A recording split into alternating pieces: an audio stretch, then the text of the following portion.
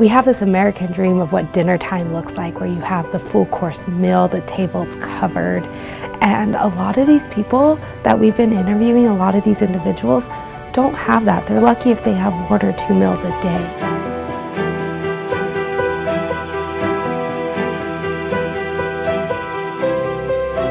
We know that hunger is an income issue, that you are hungry because you don't have enough money to buy food.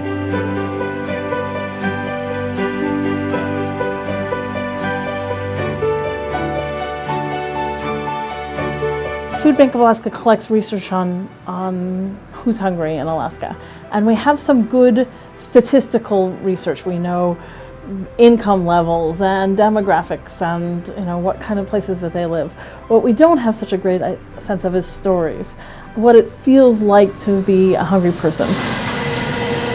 I applied for the Selkregg Award a year ago because I'd been working with Food Bank of Alaska and some of its partner agencies for several years in connection to a service learning class that I've taught. We became really interested in trying to get behind the numbers of this hunger study that was done in 2010 that provides us with a lot of statistics about people who use soup kitchens, use food pantries, but doesn't really tell us much about their day-to-day lives. And we were interested in finding out more about the experiences of being poor and being hungry, because that would provide more opportunity for figuring out ways to make those lives a little bit easier. What are things that the service providers can do differently that will help people feel their poverty a little bit less? There's more than just food insecurity. There's all these different components that go into what food insecurity is.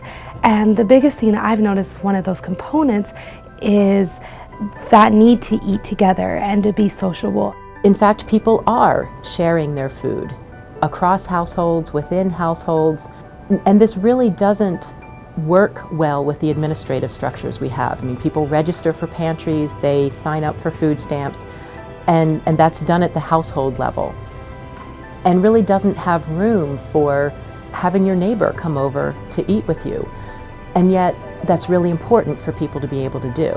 One of the biggest things that stood out for me was just the awareness. The awareness of the stereotypes that are taking place, the awareness of what these individuals are facing day to day, just being appreciative of what we do have in a day, as opposed to what other people have to do to manage their day to just eat a meal. What we do plan on doing, however, is doing a version of the final report that we want to share with legislators, both at the state level and at the national level, and remind them these are their constituents, so that as specific pieces of legislation come on, are discussed in their bodies down the road, we can then call them up, or at least call up their staffers and say, remember us, this legislation matters because. And hopefully that will also help the service providers as well, of course, as the people who need the services. There's so much to be gained from the practical learning that students can do, and that the organizations like the Food Bank can get by the new perspectives that students bring. The biggest thing that I've taken away from doing community research is the awareness that it's not just one person.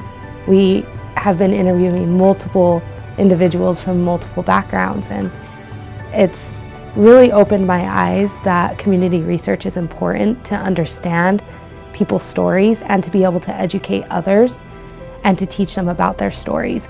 That way that stereotype can start to be taken away, and people can understand what it's really like to live in a life of someone who's food insecure.